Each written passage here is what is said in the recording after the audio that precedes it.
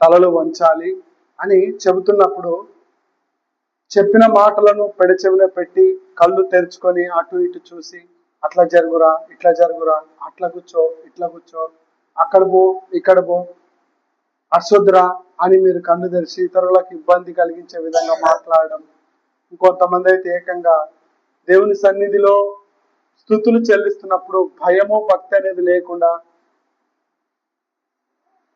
మోకాళ్ళ మీద కూర్చోకుండా సక్కముక్కులు వేసుకొని వేరేగా అక్కడ ఇక్కడ చూసుకుంటూ ఉంటే అది ప్రభువును మహిమపరిచినట్టు కాదు, ప్రభువును అవమానపరిచినట్టు. దయచేసి ప్రేమతో వినయంతో మిమ్మల్ని ప్రాధేయపడుతూ అడుగుతున్నాం, దయచేసి చెప్పే ప్రకటనలను వినండి, జాగ్రత్తగా పాటించండి. యవనస్తులేమి, వృద్ధులేమి, పెద్దలేమి, చిన్నలేమి, ఒకరు అని తేడా లేకుండా అందరూ ఆ ప్రకటనను క్రమం తప్పకుండా పాటించాలి. అలాగే ఇతరులకు అభ్యంతరకరంగా త్రేయించే వాళ్ళు కూడా చాలా త్రేయించుతున్నారు. అట్లాంటిది త్రేయించడము అనేది కూడా అది కొంచెం మందికి ఇబ్బందిగా ఉంటుంది. ఇంకొంతమంది ఫోన్లు రావడం, సెల్లులు సైలెంట్లో పెట్టుకునే తెలియక సెల్లు తీసుకొని వచ్చి ఫోన్లు వస్తే ఫోన్లు తీసుకొని గబగబా బయటకు వెళ్ళడం, ఇదంతా అక్రమమైన పని. క్రమమైన పని కాదు అది, క్రమమైన పద్ధతి కాదు అది, అక్రమమైన పద్ధతి. భయము భక్తి లేకుండా నిర్లక్ష్యంగా వ్యవహరించే తీరు అంటారు దాన్ని. అలా కాకుండా మాట్లాడుతున్నప్పుడు ఒక సంత వీధిలో కదా కూర్చున్నట్టు కూర్చోకుండా భయముతో భక్తితో కూర్చోవాలి. అలాగే నువ్వు తీసుకుంటున్న రొట్టె, నువ్వు తీసుకుంటున్న రసము, ఇది నా పాపములను క్షమించి వేయడానికి ఈ రక్తమే లేకపోయి ఉంటే నేను ఈ రోజు ఇక్కడ ఉండేవాడిని కాదు, ఇక్కడ ఉండేదానిని కాదు. ఈ రక్తమే నా పాపములకు ప్రాయశ్చిత్తం కలిగించింది, ఈ రొట్టెనే, ఈ శరీరమే నా పాపములకు ప్రాయశ్చిత్తం కలిగించింది. ఈ రోజు నేను ఇలా ఉన్నాను అంటే దానికి కారణం దేవుడే, ఆయన కార్చిన రక్తమే, ఆయన అప్పగించిన శరీరమే అని భయము భక్తి కనపడాలి. భయం భక్తి అనేది అసలు కనపడమే లేదు. అంటే కనపడకుంటుంది అంటే మనకి ఇంకా పశ్చాత్తాపం రాలేదని, ఇంకా క్షమించమని దేవుణ్ణి అడిగేటువంటి మనస్సు, క్షమించినాడు అన్న మనసు లేదు. లేకుండా ఏదో గొర్రెల గుంపులో వాళ్ళు వెళ్తున్నారు కాబట్టి నేను వెళ్ళాలి అని అన్న రీతిలో ఉండకూడదు, వాళ్ళు తీసుకుంటున్నారు కాబట్టి నేను తీసుకోవాలి అన్న రీతిలో ఉండకూడదు. భయము భక్తి వణుకు అనేది కనపడాలి. అది రక్షణనిచ్చిన దేవుడు గొప్పది అది. ఆ రక్షణ గొప్పది. ఆ గొప్ప రక్షణని ఎవరు ఇవ్వలేరు ఈ భూమి మీద. యేసు ప్రభు మాత్రమే ఇచ్చినాడు. అంటే అది మనకు కనపడాలి, అది కనపరచాలి, మన యొక్క విధేయతను దేవుని దగ్గర చూపించాలి. ఇంకొకటి ఏంటంటే వినండి అమ్మా, జాగ్రత్త వినండి. మనకు ఇతర మాటలు ఇతర పనులు అవసరం లేదు. మందిరంలో ఎక్కడ ఏం జరుగుతుందో, ఏం మాట్లాడుతున్నారో అదే వినాలి. ఇది నా మాటలు కాదు, నేను రాసుకొచ్చిన అంతకంటే కాదు. ఇది దేవుడు మన కొరకు మనం పుట్టక ముందే 2000 సంవత్సరాల పూర్వమే జరిగించిన మాటలు, రాయించిన మాటలు ఇప్పుడు మనం నేర్చుకుంటున్నాం. అవి వింటున్నాము అంటే అది దేవుడి మాటగా వినాలి, కానీ ఒక పౌలు మాటగానో, ఒక సంసోను మాటగానో, ఒక అయ్యన్న మాటగానో వినకూడదు. అది ఖచ్చితంగా అది దేవుని మాటగా వినాలి. ఈ దేవుడి మాట నా కొరకే అని వినాలి. ఎవరైనా చాలా చోట్ల వింటుంటాను, ఇది నా గురించే చెప్తున్నాడు, నా కోసమే చెప్తున్నాడు, నా గురించే, నన్ను చూసి నా గురించి ఎవరో చెప్పినారు కావాలి, అందుకే ఈ మాటలు చెప్తున్నాడని చాలా మంది బాధపడే వాళ్ళు కూడా ఉంటారు. కానీ అలాంటి బాధలు మనం పడినంత మాత్రాన మనకు పశ్చాత్తాపం రాదు. పశ్చాత్తాప పడితే దేవుడి దీవెన వస్తుంది, దేవుని క్షమాపణ వస్తుంది, దేవుని దయ ఉంటది, దేవుని కనికరం ఉంటది. ఈ భూమి పైన దేవుని దయ, దేవుని కనికరం, దేవుని దీవెన లేకపోతే ఏ మనిషి దీవించబడడు, ఏ మనిషి గొప్పగా చేయబడడు. ఇంతగా చెబుతున్నా మనిషిలో మార్పు అనేది రాకపోతే అది దేవునికే వదిలేస్తాం. ఎందుకంటే పచ్చిగా చెప్పాలంటే దరిద్రం మన నెత్తిన తాండవం చేస్తున్నప్పుడు ఆ దరిద్రాన్ని పోగొట్టుకునే ప్రయత్నం చేయాలి, కానీ ఇది నా మీదనే ఉండాల్సిందే అని అనుకుంటే మనమే నష్టపోతాం. ఇది చెయ్యొద్దు, ఇక్కడికి వెళ్ళొద్దు అని చెప్తుంటే నేను ఇక్కడికి వెళ్తాను, ఇక్కడికి చేస్తాను అంటే వారికి జరగవలసినది జరుగుతుంది. అది మేము ఎవరూ ఆపలేము, దేవుడు కూడా ఆపలేడు. ఎందుకంటే దేవుడు ఒక క్రమమైన పద్ధతిని పెట్టాడు. ఇక్కడ మంచి వాక్యం వినుటకు, అలాగే నేర్చుకున్నటకు, అలాగే వాక్యంలో ఎదుగుటకు మనకు అవకాశం ఇచ్చినప్పుడు దీనిని మనం ఉపయోగించుకోవాలి. మన ఇంటిలో మన పని పాటల్లో మనం ఎన్నో ముచ్చట్లు ఎన్నో జరుగుతుంటది, అది మన ఇల్లు సరిపోతుంది మనకు. ఇక్కడ దేవుడి మందిరం అన్నప్పుడు భయము, భక్తి, వణుకు అనేది ఉండాలి, జాగ్రత్త అనేది ఉండాలి. చెబుతున్నప్పుడు పదే పదే చెప్పించుకోకూడదు. పదే పదే చెప్పించుకుంటున్నాము అంటే మంచి వాళ్ళైతే ఎవరు చెప్పించుకోరు. మూర్ఖులు, పిచ్చి వాళ్ళు, తెలివి లేని వాళ్ళైతే ఎన్నిసార్లు చెప్పినా అదే పని చేస్తారు. మంచి వాళ్ళు అనుకో, తెలివి కలిగిన వాళ్ళు అనుకో, ఒకసారి చెప్తే అవును ఇది చేయకూడదు అని అన్నప్పుడు చేయకుండా ఉండాలి.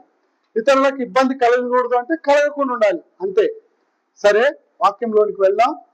ఇక్కడ యేసుక్రీస్తు ప్రభుల వారు కొండ మీద తాను సువార్త ప్రారంభించిన తొలి దినాల్లో నిండు యవన ప్రాయంలో 30వ ఏట, బాగా వినాలి, 30వ ఏట యేసు ప్రభువు సువార్తను ప్రారంభించిన తొలి దినాల్లో తల్లిదండ్రుల సమక్షంలో నుంచి, తల్లిదండ్రుల కుటుంబాన్ని వీడి బయటికి వచ్చి దేవుని యొక్క రాజ్య సువార్తను గురించి, మారు మనసుని గురించి ప్రకటిస్తూ అక్కడున్న జన సమూహాన్ని దేవుని దగ్గరికి నడిపించడానికి మొట్టమొదటిగా కొండపైకి తీసుకెళ్ళినాడు. ఆయన వెళ్ళింటే ఆయనతో పాటు జన సమూహం వేలకు మంది వెళ్ళారు. వెళ్ళినప్పుడు ఆయన నోరు తెరిచి ఉపమాన రీతిగా బోధిస్తున్నాడు. ఈ బోధ కంటే గొప్ప బోధ ఈ ప్రపంచంలో మరెక్కడ దొరకదు. ఏవైనా గొప్ప మాటలు, గొప్ప బోధ, గొప్ప ప్రసంగం ఈ భూమి పైన ఏదైనా జరిగిందంటే యేసు ప్రభు చేసిన కొండ మీద ప్రసంగం కంటే గొప్ప ప్రసంగం ఈ భూమి మీద ఎవరు చేయలేరు. ఆయన నోటి నుంచి జాలువారిన ఆ ముత్యముల కంటే విలువైన శ్రేష్టమైన మాటలు ఉన్నాయి అంటే అంతకన్నా గొప్పవి ఈ భూమి మీద లేదు, పోల్చడానికే లేదు. అలాంటి గొప్ప మాటలు, గొప్ప వాక్యము, గొప్ప పని ఇలా మనం విన్న ఆనాటి జన సమూహం మారింది, మారలేదు. కానీ ఆనాటి జన సమూహాన్ని ఉద్దేశించి యేసు ప్రభు వారు తన నోటి గుండా మాట్లాడిన మాటలను మనం ఈరోజు కొన్ని మాటలను నేర్చుకుంటున్నాం. ఉదాహరణకి ఇప్పుడు యవనస్తులు ఇక్కడ చాలా మంది కనపడుతున్నారు. మీకు అందరికి ఒక కాంపిటీషన్ పెడదామో అనిపిస్తుంది నాకు. మీరు హాస్టల్లోకి వెళ్ళినా, ఇంటికాడ ఉన్నా, ఉద్యోగం చేసినా, ఇక్కడే ఉన్నా, ఏం చేసినా కానీ మత్తయి సువార్త 5వ అధ్యాయము, 6వ అధ్యాయము, 7వ అధ్యాయం. ఎన్ని అధ్యాయాలు చెప్పండి? 5, 6, 7. ఒక్కొక్క అధ్యాయానికి ఒక్కొక్క 1000 రూపాయలు. 2వ అధ్యాయానికి 6వ అధ్యాయానికి 1000, 7వ అధ్యాయానికి 1000. మొత్తం 3 అధ్యాయాలకు 3000 బహుమానంగా నేను ఇస్తాను. ఎవరు ముందు నేర్చుకొని చూడకుండా నాకు చెప్తారో, నేను అడిగిన రెఫరెన్స్ ఎవరైతే చెప్తారో కరెక్ట్గా చెప్పిన వాళ్ళకు 10 ప్రశ్నలు అడుగుతాను. ఏ వచనం అడుగుతానో తెలియదు, కానీ మీరు అన్ని నేర్చుకోవాలి. నేర్చుకున్న వారికి 3000 రూపాయలు బహుమానం ఇస్తాను. ఎవరైతే కరెక్ట్ గా 10 చెప్తారో వాళ్ళకి బహుమానం ఉంటుంది. కాబట్టి యవనస్తులైన వారు, మీ తల్లిదండ్రులైన మీరు, చదువురాని మీరు, చదువు వచ్చిన మీ పిల్లలకు నేర్చుకోమని ఎంకరేజ్ చేయండి. మీకు 3000 సరిపోదంటే 5000 కానీ ఇస్తాను, కానీ నేర్చుకోవాలి. నాకు నేర్చుకునేది ముఖ్యము. 5వ అధ్యాయము, 6వ అధ్యాయము, 7వ అధ్యాయం, ఈ 3 అధ్యాయాలు నేర్చుకోండి. ఎన్ని వచనాలు ఉన్నాయో అన్ని వచనాలు నేర్చుకోండి, మీకు బహుమానం ఇస్తాను. ఎవరైతే ముందుగా నేను నేర్చుకున్నాను, యవనస్తులనే కాదు, ఎవరైనా సరే, ఇక్కడ ఉన్న వాళ్ళు ఎవరైనా సరే, మీకు తెలిసిన వాళ్ళు ఎవరైనా కూడా ఈ ఊర్లో కానీ మీకు తెలిసిన వాళ్ళు నేర్చుకుంటే ఇస్తాడు అని చెప్తే వాళ్ళు నేర్చుకున్నా వాళ్ళకి కూడా ఇస్తాము. ఒకరోజు పోటీ పెడతాము. ఆ పోటీలో ఎవరైతే బాగా చెప్పి తప్పిపోకుండా చెప్పిన వాళ్ళకు ఫస్ట్ ప్రైజ్ ఉంటుంది, సెకండ్ ప్రైజ్ ఉంటుంది, 3వ ప్రైజ్ ఉంటుంది. కాబట్టి యవనస్తులు, పెద్దలు, వృద్ధులు అందరూ దీనిని సద్వినియోగం చేసుకోండి. ప్రైజ్ కాదు ముఖ్యము, ఈ మాటలు ముఖ్యం. ఎందుకు ఈ ప్రైజ్ మనీ పెడుతున్నామంటే మామూలుగా నేర్చుకోండి అంటే ఎవరు నేర్చుకోరు. ఈ ప్రైజ్ మనీ కోసం నేర్చుకునే వాళ్ళు కొందరు ఉంటారు, ఆర్థికంగా ఇబ్బంది పడుతున్న వాళ్ళు కొందరు ఉంటారు. కాబట్టి వాళ్లకు మనము సహకారంగా ఉంటాము. కాబట్టి ప్రయత్నం చేయండి. మీరు ఎన్ని నేర్చుకుంటారో నేర్చుకోండి. నేర్చుకున్న కాటికి మీకు బహుమానం ఇస్తాను. కాబట్టి ఈ యొక్క అవకాశాన్ని అందరూ సద్వినియోగం చేసుకోండి. వీలైతే వచ్చే నెలలోపు చెప్తారా, రేపు చెప్తారా, ఎల్లుండి చెప్తారా, వారానికి చెప్తారా అనేది మీదే ఛాయిస్. నేనైతే ఎప్పుడు మీరు ఓకే అని చెప్పినారో అప్పుడు ఒక రోజు ప్రోగ్రామ్ కండక్ట్ చేసి ఆ రోజు మిమ్మల్ని అడగడం, మీకు బహుమానం స్పాట్లో ఇవ్వడం జరుగుతుంది. ఓకేనా?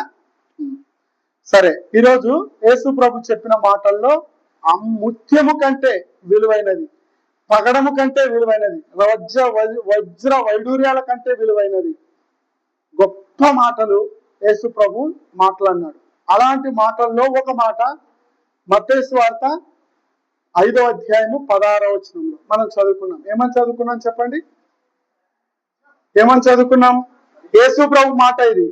మనందరి కొరకు, మన క్షేమం కొరకు, పరలోకము అందున్న దేవుడు మహిమపరచడం కొరకు, మహిమపరచబడడం అంటే దేవుడు సంతోషపడే పని మనల్ని భూమి మీద చేయమంటున్నాడు. ఎవరు చెప్తున్నారు? యేసు ప్రభు చెప్తున్నాడు. దేవుడే సంతోషపడినాడు అంటే ఆయనను సంతోషింప చేసిన వారికి దేవుడు ఎంత గొప్ప బహుమానం ఇస్తాడో ఒకసారి ఆలోచన చేయండి. ఒక రాజు, హేరోదు రాజు, తన జన్మ దినోత్సవం రోజు ఒక సభను ఏర్పాటు చేసి నిండు సభలో తన తమ్ముని కుమార్తె అయిన హెరోదియ కుమార్తె ఒక చిన్న పడుచు పిల్ల నాట్యం చేసి వాళ్ళందరినీ సంతోషపెడితే ఆ పిల్లకు ఆ రాజు ఏం చేసినాడంటే ఒక బహుమానం ప్రకటించినాడు. ఏమని ప్రకటించినాడు? ఈ నా రాజ్యంలో సగం రాజ్యం మటుకు నువ్వు ఏమడిగినా నేను ఇచ్చేస్తానమ్మా అన్నాడు. సగం రాజ్యం ఎందుకన్నాడు? రాజు యొక్క సగం రాజ్యం అంటే ఎన్ని వందల మంది బలం ఉంటది, అధికారం ఉంటది, వజ్రాలు ఉంటాయి, వైడూర్యాలు ఉంటాయి, భూమి ఉంటది, ఆస్తులు ఉంటాయి, అంతస్తులు ఉంటాయి, శ్రేయస్సు ఉంటది, ధనం ఉంటది, ఇల్లులు ఉంటది, గోడములు ఉంటాయి, ధన రాశి ఉంటది, ధాన్య రాశి ఉంటది. వీటన్నిటిలో ఏదైనా సరేను నీ బుద్ధి ఉంటున్నది. సగము రాజ్యం, ఏ దాంట్లోనైనా సగం, ఏదన్నా కానీ కోరుకో నేను నీకు ఇచ్చేస్తానన్నాడు. ఎవరు? ఈ లోక సంబంధమైన ఒక రాజు తన యొక్క జన్మదినోత్సవం రోజు తనతో పాటు వచ్చిన వారిని సంబరపరిచింది. దేనితో? నాట్యంతో. అర్థమవుతుందా? డాన్స్ చేసి సంబరపడినటువంటి రాజు ఆ సంతోషానికి తట్టుకోలేక ముగ్ధుడై ఏం చేసినాడు? పరవశుడై, ఆహా, ఇంత గొప్ప గ్రాండ్ గా జరగడానికి, ఈ సభ ఇంత గ్రాండ్ గా సక్సెస్ కావడానికి కారణం ఏంటంటే ఆ పాప డాన్స్ వేసింది. ఆ డాన్స్ వేయకపోయింటే ఈ సభ ఇట్టుండేదే కాదు. ఇంత ఆనందానికి అవధులు లేకుండా నేను ఉండడానికి కారణం ఆ పాప డాన్స్ వేయడం బట్టే. ఆ డాన్స్ చేసిన ఆ పాపకు నేను ఇచ్చే బహుమానం ఏంటి అంటే, నా రాజ్యంలో ఎంత చెప్పండి? సగం రాజ్యం నేను ఇస్తాను, నువ్వు కోరుకోనండి అన్నాడు. అంటే ఈ లోకపు రాజులు సంతోషపడితే, ఈ లోకపు రాజులు సంబరపడితే, ఈ లోకపు రాజులకు ఆనందం ఎక్కువైతే తన రాజ్యంలో ఉన్నటువంటి వాటిని సగము ప్రకటించేటువంటి స్వభావం ఉంటే, ఈ రాజులకు మించిన పరమరాజు మన ప్రభు. అంతేనా? ఈ రాజులకు బొడ్డు కోయక ముందే, ఈ రాజులు ఈ భూమి పైన పుట్టక మునిపే మన పరమరాజు ప్రభు యేసు ప్రభు వారు ఈ సృష్టి పుట్టక మునిపే ఉన్నవాడు, అనువాడైన దేవుడు ఏం చేశాడు? నన్ను సంబరపరచండి. దేని వల్ల సంబరపడతానంటున్నాడు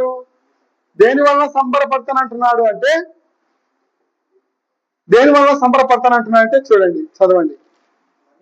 మనుషులు మీ సత్క్రియలను చూచి బాగా వినాలి. పరలోకమందున్న మీ తండ్రిని మహిమ పరచునట్లు వారి ఎదుట మీ వెలుగు ప్రకాశింపనీయుడి. మనలో ఒక వెలుగు ఉంది అంట. మనలో వెలుగు ఉందన్న విషయం మనకు తెలుసా? తెలియదు. ఎలాంటి వెలుగు అంటే సత్క్రియలను కలిగి ఉంటే. సత్క్రియలు అంటే సత్యమయున్న దేవుని క్రియలు. సత్యమయున్న దేవుడు ఎవరు? మన ప్రభువు. నేనే మార్గము, నేనే సత్యము, నేనే జీవమై ఉన్న మన ప్రభువు యొక్క మార్గంలో మనము నడిస్తే, క్రీస్తును గురించిన సత్క్రియలను, క్రీస్తు కలిగినటువంటి సత్క్రియలను మనము కలిగి ఉంటే మనము పరలోకమందున్న దేవుణ్ణి మహిమపరిచిన వారంగా ఉంటాము, ప్రభువును సంతోషపెట్టిన వారంగా ఉంటాము అంటున్నాడు. మరి ఇంతకు మన సత్క్రియలను మనము కనపరుస్తున్నామా? ఈరోజు ప్రభువుని నమ్ముకున్న ఈమె దేవుని లాగానే బ్రతుకుతుంది. ఇతడు దేవుని లాగానే బ్రతుకుతున్నాడు. ఇతడు దేవునికి లోబడిన వారు, దేవునిని చూపించేవారు. దేవుడు ఎట్లా బ్రతికితే, దేవుడు ఏం మాట చెప్పినాడో దేవుడు ఏ బ్రతుకు బ్రతకమన్నాడో, దేవుడు దేనినైతే చూడమన్నాడో, దేవుడు దేనినైతే తినమన్నాడో, దేవుడు ఎక్కడికైతే వెళ్ళమన్నాడో, దేవుడు ఏ పనినైతే చేయమన్నాడో ఆ పనిని తూచా తప్పకుండా క్రమంగా చేసేటువంటి ఈ స్త్రీ, ఈ పురుషుడు అని మనము మనుషులు గుర్తించే విధంగా మన వెలుగు ప్రకాశిస్తే మన మాట, మన క్రియ, మన చూపు, మన బ్రతుకు ఎదురు వారికి కనపడితే, ఆ కనపడినప్పుడు మనము కాదు సంతోషపడేది, మనకు తెలియకుండానే మనల్ని పుట్టించిన దేవుడు సంతోషపడతాడు.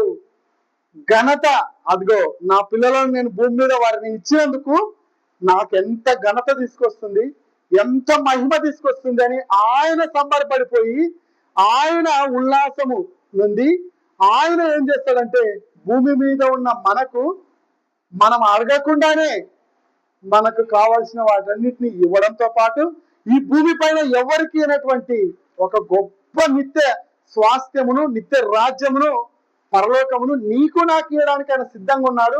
తన కుడి పార్శ్వమందు కూర్చుండబెట్టుకోవడానికి ఆయన ఇష్టపడుతున్నాడు.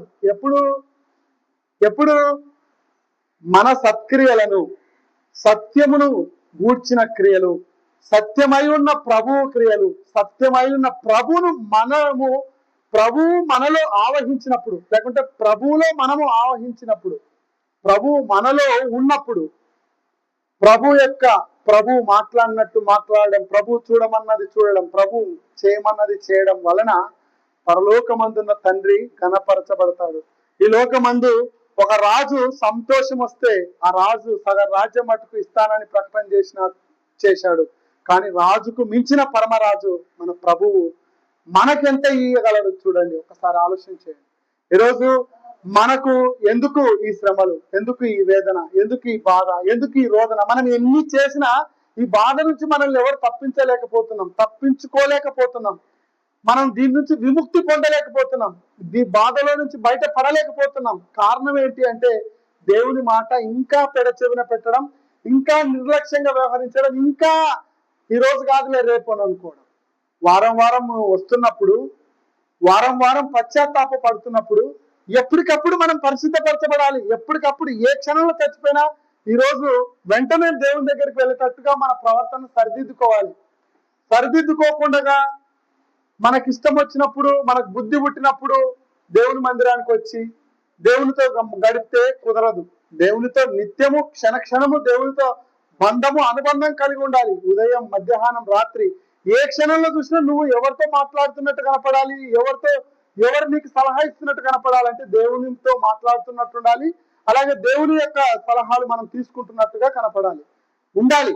అలా ఉండినప్పుడు దేవుడు నీకు నాకు ఎలాంటి అపాయం రాకుండా, ఎలాంటి సమస్య లేకుండా దేవుడు ఏం చేస్తాడంటే ప్రాబ్లం వచ్చినప్పుడు వెంటనే హక్కును చేర్చుకుంటాడు, ఎత్తుకుంటాడు, చంక పెట్టుకుంటాడు. సమస్య వచ్చినప్పుడు మనకు బాధ అయితే ఆయన బాధపడి మన బాధను మన నుంచి విముక్తి చేస్తాడు. కాబట్టి సత్యమును గురించిన క్రియలను కలిగి ఉండాలి. వచనాలు సుమారుగా 10-15 ఉన్నాయి, కానీ సారాంశాన్ని నేను మీతో మాట్లాడతాను. ప్రభు చిత్తం అయితే మరొకసారి పంచుకుందాము. విషయం ఏంటంటే నేర్చుకోవాల్సిన విషయం, ఇప్పుడు మనం పరలోకమందున్న దేవుడు సంతోషపరచబడాలి అంటే మనం ఏం చేయాలి? సత్క్రియలను చూపించాలని యేసు ప్రభు ఉన్నాడు. ఇదే యేసు ప్రభువే యోహాను సువార్త 15వ అధ్యాయం 8వ వచనంలో ఒక మాట చెప్తున్నాడు చూడండి. యోహాను సువార్త 15వ అధ్యాయము 8వ వచనం.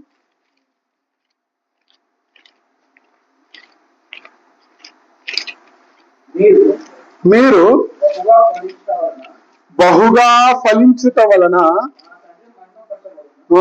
నా తండ్రి మహిమపరచబడును, ఇందువలన మీరు నా శిష్యులగుదురు. యేసు ప్రభువుకు శిష్యులం కావాలి అంటే పరలోకమందున్న తండ్రి మహిమపరచబడాలి.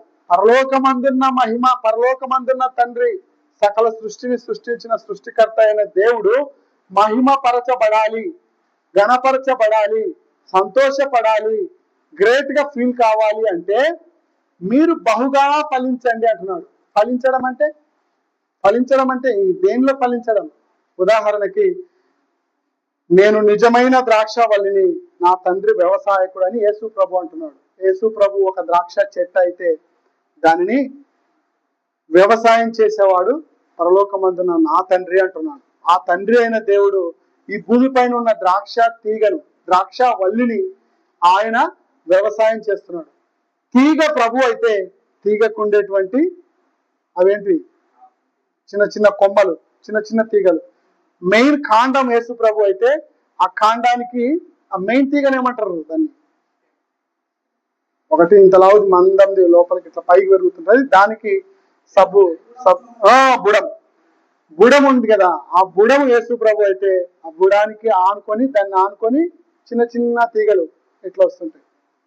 ఈ తీగలన్నీ ఏం చేస్తామంటే పక్కకి ఎట్లా పడితే అట్లా పోతున్నాయని మన వాళ్ళు ఏం చేస్తారు, వ్యవసాయం చేసేవాళ్ళు, దాన్ని కాసేవాళ్ళు అన్ని దానికి కట్టి తిప్పుతుంటారు. ఆ మెయిన్ బుడానికే కట్టుకుంటే అది పైకి పోవాలా అని కోరుకుంటాం. పైకి పోవాలి అంటే ఏం చేయాలి, ఒక తీగ ఇట్లా పోయినా ఏమనకుండా, ఒక తీగ ఇక్కడ పోయినా ఏమనకుండా, ఇక్కడ పోయినా ఏమనకుండా ఉంటే అది పైకి పోతుందా, పోదు. అన్ని తీగలు కలిపి ఆ బుడానికి, ఆ కాండానికి ఇటు తిప్పుకుంటా పోతే, చుట్టుకుంటా పోతే ఇంతలావు తీగ అవుతుంది. ఆ తీగ యేసు ప్రభు అయితే ఆ దానికి అంటు కట్టబడిన మనము సబ్ తీగలం. ఈ తీగలం మనం. ఎప్పుడైతే ఈ తీగ ఆ కాండం నుంచి కట్ చేయబడి పక్కకి వేసినారనుకో, ఈ తీగ ఎదుగుతుందా, ఎండిపోతుంది, కాల్చి పడేస్తారు. ఎప్పుడైతే ఆ తీగ దానికి అంటు కట్టబడి ఉంటుందో ఆ తీగ ఎప్పుడు పచ్చగా ఉంటుంది. పచ్చగా ఉండాలంటే ఏం చేయాలి, పచ్చగా ఉండి దానికి అంటు కట్టబడి, ప్రతి తీగకే, కాండానికి పువ్వులు రావు, కాండానికి మధ్యలో వస్తాయి, తీగకు మధ్యలో గొలలు వస్తాయి, ద్రాక్ష గొలలు. ఈ తీగ ఫలించాలి అంటే కాండానికి అంటుకట్టుకున్నప్పుడే, ఆ మొద్దుకు ఆ బుడానికి అంటుకట్టబడినప్పుడే దీనికి కాయలు, పువ్వులు ఏవైనా వస్తాయి. ఈ బుడానికి ఈ కాండానికి ఈ మధ్యలో ఉన్న లావు దానికి ఎప్పుడైతే అంటుకట్టబడకుండా బయటకు వచ్చేస్తుందో అప్పుడు అది ఏమైపోతుంది అంటే పెరిగిపోయి చచ్చిపోతుంది. అది ఎప్పుడైతే దీనికి అంటుకట్టబడి ఉంటుందో అప్పుడు పచ్చగా ఉంటుంది, కాయలు ఫలిస్తుంది, కాయలు కాస్తుంది, పువ్వులు పూస్తుంది. అది ఫలించాలి. ఒక్కొక్క కొమ్మ, మనము కలిపండ్లు ఉన్నాయనుకోండి, కలిపండ్లు అయితే ఏం చేస్తాం, కొమ్మలే కట్ చేసుకొని వస్తాం. రేగి పండ్లు అనుకో, కొమ్మలే కట్ చేసుకొని వస్తాం, తెంపడం ఇష్టం లేక. ఇంకా ఏవో పండ్లు ఉంటాయి కదా, అవన్నీ కొమ్మలే ఇడుచుకొని వస్తుంటాం. ఎక్కువ కాసినప్పుడు ఇక్కడ బంక పండ్లు ఉన్నాయి, బంక పండ్లను కూడా ఇడుస్తాం. అంటే కాండానికి అంటుకట్టబడిన తీగలు ఉంటాయి కదా, సబ్ తీగలు, ఆ తీగలకు ఫలించాలి అంటే దానికి అంటుకట్టబడి ఉంటేనే, దానికి అతుక్కొని ఉంటేనే ఇవి ఫలిస్తాయి. దానికి అతుక్కోకుండా ఉంటే ఇవి ఫలించవు. ఇది యేసు ప్రభు చెప్తున్న ఉపమానం. ఇప్పుడు మనం బహుగా ఫలించాలంటే ఎవరికి అంటుకట్టబడి ఉండాలి చెప్పాలి, యేసు ప్రభుకు అంటుకట్టబడి ఉండాలి. ఆయన వ్యవసాయం చేసేవాడు పరలోకపు తండ్రి అయితే, ద్రాక్షవల్లి అయినటువంటి యేసు ప్రభుకు మనము అంటుకట్టబడాలి. ఎప్పుడైతే యేసు ప్రభుకు అంటుకట్టబడి బుధవారము, శుక్రవారము, శనివారము, ఆదివారము 4 కూడికలకు క్రమం తప్పకుండా వచ్చి మన పని పాటలు ఎన్నైనా ఉండని అవన్నీ పక్కన పెట్టేసి ప్రభు యొక్క మాటలు వినాలి. వినడం చేత కాకపోతే చదవాలి, చదవడం చేత కాకపోతే కూర్చొని వెళ్ళిపోవాలి. అది కూడా చేత కాకపోతే ఇక్కడికి వచ్చి నిద్రపోయిపోయినా మేలే, కానీ ఇంటి దగ్గర మాత్రం ఉండకుండా మన పని పాటల్లో నిమగ్నమై దేవునికి సమయం ఇవ్వకుండా ఉంటే ప్రయోజనం ఉండదు ప్రియులారా. మనం ప్రయోజనకరంగా మనం మారాలి. మనం ఫలించేది వారంగా ఉన్నప్పుడు చూడండి, మీరు బహుగా ఫలించుట వలన నా తండ్రి మహిమపరచబడును, మీందు వలన మీరు నాకు శిష్యులు అగుదురు. యేసు ప్రభుకు శిష్యులం కావాలంటే ఏం చేయాలి, ఫలించాలా, ఫలించకూడదా? ఫలించాలి. ఫలించడం వలన ఎవరు మహిమపరచబడతాడు, పరలోకపొందున్న తండ్రి మహిమపరచబడతాడు, ఆయన సంతోషపడతాడు. ఆయన సంతోషపడితే యేసు ప్రభు సంతోషపడితే మనమందరం సంతోషంగా ఉంటాం. మరి అలా ఉండాలంటే ఏం చేయాలి, యేసు ప్రభు నిజమైన ద్రాక్షవల్లి అయినప్పుడు ఆ ద్రాక్షవల్లికి ఉండే కొమ్మలుగా మనము అంటు కట్టబడి ఉండాలి. యేసు ప్రభుకు వేరే మనం ఏది జీవించినా ఈ లోకంలో ఫలించలేదు. ఫలించాలి అంటే ఏదైనా యేసు ప్రభుకు అంటు కట్టబడి, ద్రాక్షవల్లికి అంటు కట్టబడిన తీగల వలె మనం ఉంటే బహుగా ఫలిస్తాం. ఒక్కొక్క కొమ్మ దండే వస్తుంది, ఒక్కొక్క కొమ్మ కాయదు. తీగ ఒకటే, కాండం ఒకటే, మొద్దు ఒకటే, మొదలు ఒకటే, కానీ కొన్ని కొమ్మలు బాగా కాస్తాయి, కొన్ని కొమ్మలు బాగా గాయవు. బాగా కాసే కొమ్మని ఇష్టపడతారా, బాగా కాయని కొమ్మని ఇష్టపడతారా? ఎవరైనా బాగా కాసే కొమ్మని ఎవరైనా ఇష్టపడతారు, అదే కావాలనుకుంటారు. దేవుడు కూడా ఎవరిని కావాలనుకుంటాడు? ఎవరైతే యేసు ప్రభుకు అంటు కట్టబడి ప్రతి కూడికలో అటెండ్ అయి వాక్యానికి మొదటి ప్రాధాన్యత ఇచ్చి, దేవునికి మొదటి ప్రాధాన్యత ఇచ్చి, దేవుని సన్నిధిలో గడుపుతూ దేవుని పనిని జరిగించడంలో గొప్పగా మనం ఉంటేనే వాళ్ళని దేవుడు ఎక్కువగా ఇష్టపడతాడు, ఎక్కువగా వాళ్ళు కావాలనుకుంటాడు. వాళ్ళని మాత్రమే శిష్యులుగా చేసుకుంటాను అంటున్నాడు. ఇది నేను చెప్తున్న మాటనా? దేవుడు చెప్తున్న మాట. శిష్యులుగా యేసు ప్రభుకు శిష్యులుగా మనం ఎప్పుడు చేయబడతాము అంటే, యేసు ప్రభుకు శిష్యులుగా ఎప్పుడు చేయబడతామంటే, తీగ ద్రాక్షావల్లి అయినటువంటి యేసు ప్రభువుకు ఏ కొమ్మ అయితే అంటుకట్టబడి ఏ కొమ్మ అయితే ఎక్కువగా ఫలిస్తుందో, బహుగా ఫలించినటువంటి కొమ్మ వలన ఆ వ్యవసాయం చేసేటువంటి పరలోకపు తండ్రి ఉన్నాడే, యజమానుడు ఉన్నాడే, ఆ యజమానుడు సంబరపడతాడు. అంతేనే కాదా? బుడ్డలు ఉన్నాయి, బుడ్డలు ఇట్లా పెరిగినప్పుడు ఏ ఒక చెట్టును మధ్యలో పోయి ఒక చెట్టును ఇట్లా పెరుగుతాడు. పెరిగినప్పుడు 100 బుడ్డలు, 200 బుడ్డలు, 300 బుడ్డలు కాసినాయని చెప్తుంటారు. ఎక్కువ బుడ్డలు కాసిన చెట్టును ఎక్కువ ఇష్టపడతాడా యజమానుడు? తక్కువ బుడ్డలు కాసిన చెట్టును ఎక్కువ ఇష్టపడతాడా? 1-2 బుడ్డలు కాసిన దాన్ని ఇంకా దీన్ని తెంపి దాన్ని పీకి దాన్ని బయటికి తీసి దాని యొక్క కాయలు కోసిన దానికి కూడా కూలి పడదు, దున్నేసేయండి అంటారు కాయని చెట్లని, ఫలించని చెట్లని. అదే బాగా ఫలించిన చెట్లు అనుకో, సంతోషంగా దానికి ఇబ్బంది, ఆ కాయలకి ఇబ్బంది లేకుండా తడిగట్టి నీట్గా మెత్తగా అయిన తర్వాత గుడ్డలు రాలిపోకుండా పీకి జాగ్రత్తగా దాన్ని దాపెట్టి మళ్ళీ దానిని జాగ్రత్తగా ఇంటికి కొట్ల చేసుకుంటాడు. యజమానుడు చేసే పని అదేనా? అలాగే దేవుడు మనల్ని ఈ విధంగా జాగ్రత్తగా కంటికి రెప్పలా కాపాడాలి అంటే, జాగ్రత్తగా తన హక్కును చేర్చుకోవాలంటే మనము ఫలించేడు కొమ్మలుగా ఉండాలి. ఫలించేడు కొమ్మ ఎప్పుడు ఫలిస్తుందంటే, తీగ ద్రాక్షావల్లికి అంటు కట్టబడినప్పుడు. ఏ తీగ అయితే ఏ కొమ్మ అయితే బాగా కాస్తుందో ఆ కొమ్మ వలన యజమానుడు సంబరపడతాడు. ఆ కొమ్మను అంటు కట్టబడిన ఆ కొమ్మ కూడా సంబరపడతాడు. ఆ కొమ్మకు విలువ, ఆ తీగకు విలువ, ఆ దాన్ని సేద్యం చేసినటువంటి యజమానుడికి విలువ. అలాగూ మనము మన యాత్రా జీవితంలో ప్రభువుకు అంటు కట్టబడి ప్రభు కోరుకున్నట్టుగా మన సత్క్రియలను చూపిస్తే పరలోకమందున దేవుడు మహిమపరచబడతాడు, పరలోకమందున దేవుడు సంబరపడతాడు, పరలోకమందున దేవుడు సంతోషపడి నీవు నేను కావాలనుకుంటాడు. యేసు ప్రభుకు శిష్యులుగా మనల్ని మారుస్తాడు. మరి అలాగూ మనమందరము దేవుని యొక్క సన్నిధిలో భయముతో భక్తితో ఎప్పుడైతే కనపడతామో, ఎప్పుడైతే దేవుడు కోరినటువంటి బ్రతుకుతామో అప్పుడే మనల్ని దేవుడు హక్కున చేర్చుకుంటాడు. ఒక చిన్న ఉదాహరణ చెప్పి ముగిస్తాను. అపోస్తుల కార్యములు 9వ అధ్యాయము 36వ వచనం. అపోస్తుల కార్యములు 9వ అధ్యాయము 36వ వచనం. ఒక స్త్రీని గురించి మీకు జ్ఞాపకం చేస్తున్నా. ఈ స్త్రీ ఎవరంటే, యేసు ప్రభుకు అంటు కట్టబడి బాగుగా ఫలించేటువంటి, బాగుగా కాయలు, బాగుగా పువ్వులు పూసినటువంటి ఒక స్త్రీ. ఆ స్త్రీ చనిపోయినా కూడా ఆ స్త్రీ మాకు బ్రతకాలని కోరుకుంటుంది సమాజం. ఎందుకు అంటే, ఆ స్త్రీ ప్రభువుకు అంటు కట్టబడి బాగుగా ఫలించింది కాబట్టి చనిపోయిన ఆమెను కూడా బ్రతికింటే బాగుండు, మాతో ఇంకా కొంచెం కొన్నాళ్ళు ఉంటే బాగుండు కోరుకుంటుంది, సమాజం కోరుకుంటుంది. ఆ దైవ సేవకుడు కూడా చనిపోయిన ఈయన నువ్వు చనిపోవడానికి వీల్లేదు, నువ్వు లేయి అని లేపినాడు. ఎవరు ఆ స్త్రీ? ఒకసారి చూడండి. మరియు యొప్పేలో తబిత అను ఒక శిష్యురాలుండెను. తబిత అను ఒక శిష్యురాలు ఉండింది. ఆమెకు భాషాంతరమున దోర్కా అని పేరు. చూడండి, ఆమె సత్క్రియలను ధర్మ కార్యములను బహుగా చేసి ఉండేను. చూడండి ప్రియులారా, బాగా వినండి. ఒక తబిత, నిన్నటి దినమున మన మధ్యలో తబిత లేకుండా పోయింది. అయితే ఆ తబిత ఈరోజు దేవుడు తబితను జ్ఞాపకం చేస్తున్నాడు. ఈ తబిత ఎవరు అంటే, ధర్మ కార్యములను బహుగా చేసినటువంటి స్త్రీ. ధర్మ కార్యం అంటే, తను అన్నం తింటుంది, అన్నం లేని వారు కనపడినారు, వెంటనే తను తినే అన్నాన్ని కూడా వారితో పంచుకుంటుంది. 1/2 గ్లాస్ బాటిల్ ఉన్నాయి, నీళ్లు, ఒక బాటిల్లో సగం మాత్రమే నీళ్లు ఉన్నాయి. ఈమె తాగితే ఈమెకే దాహం తీరవు, కానీ ఈమె కొంచెం వచ్చిన ఇద్దరికి కొంచెం నోరు తడుపుతుంది. ఈమె ఎదుటి వారి క్షేమం గురించి ఆలోచన చేసేటువంటి ఒక స్త్రీ.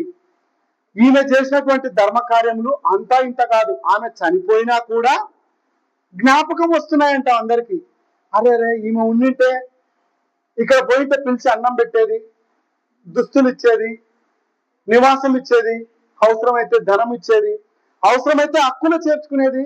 ఈమె చేసేటువంటి ధర్మ కార్యములు చాలా గొప్పవి, ఈమె లాంటి మనిషి ఇంకెవరు లేరు అని ఆమె చనిపోయినా కూడా ఆమె ధర్మ కార్యాలు, ఆమె యొక్క సత్క్రియల గురించి ప్రజలు మాట్లాడుకుంటున్నారు.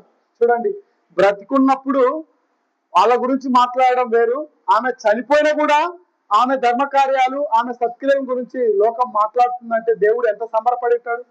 సంబరపడి ఏం చేశాడు, దేవుడు మహిమపరచబడిన దేవుడు ఈమె ఇంత తొందరగా పోవడం బాగుండదు, ఈమెకి ఇంకా నేను ఆయుష్నిస్తానని చెప్పి తన సేవకుని పంపించి చనిపోయిన ఆమెను తిరిగి లేపినాడు.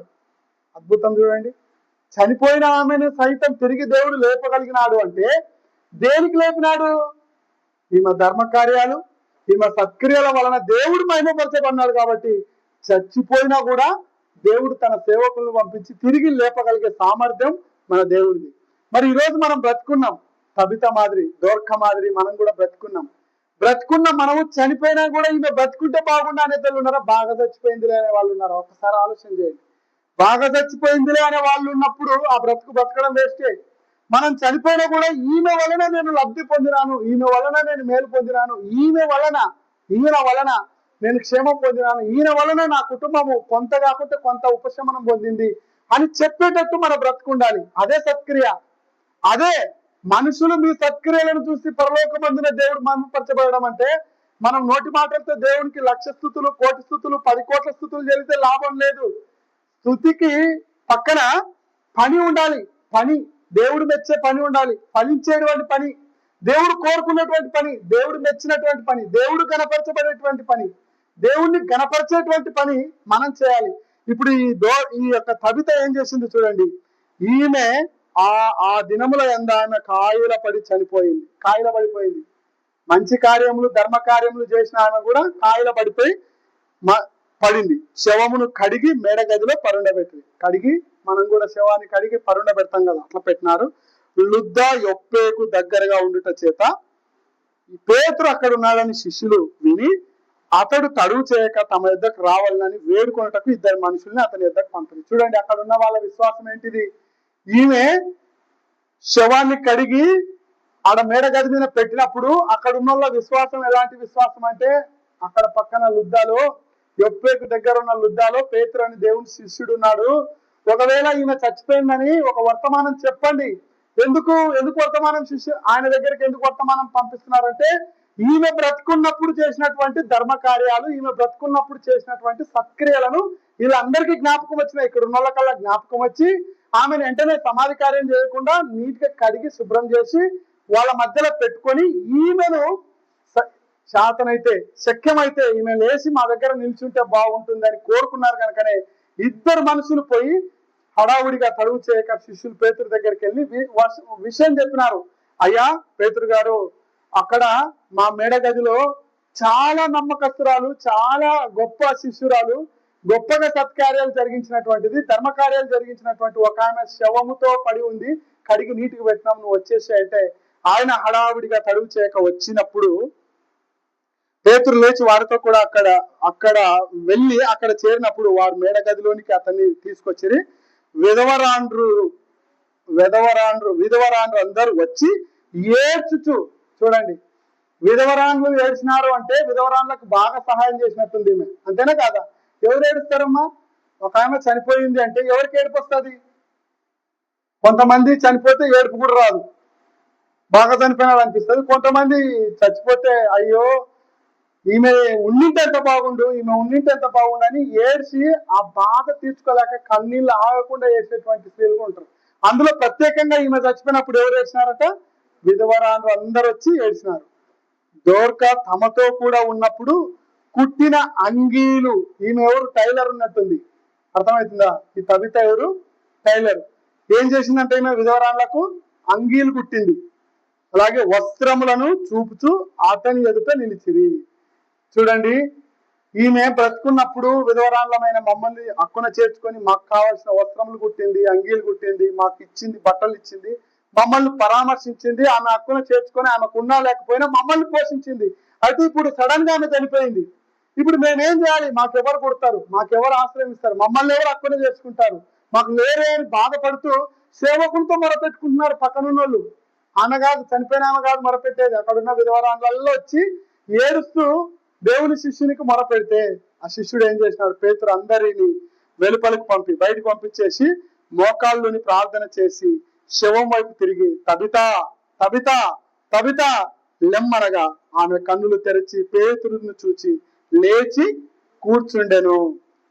అతడు ఆమెకు చెయ్యి ఇచ్చి లేవనెత్తి పరిశుద్ధులను విధవరాలను పిలిచి ఆమెను సజీవురాలుగా వారికి అప్పగించెను. చూడండి, ఇది ఒప్పే అందంతట తెలిసినప్పుడు అనేకులు ప్రభువునందు విశ్వాసం ఉంచాలి. అనేకులు మన ప్రభువు యందు విశ్వాసం ఉంచాలి అంటే మనం కూడా చనిపోయిన తర్వాత ఒకరు కాదు, ఇద్దరు కాదు, 100 మంది కాదు, 200 మంది కాదు, 500 మంది కాదు, ఎంతమంది ఎక్కువగా ఆ శవ కార్యక్రమానికి అటెండ్ అవుతారో వాళ్ళని గురించి గొప్పగా మాట్లాడుకుంటారు.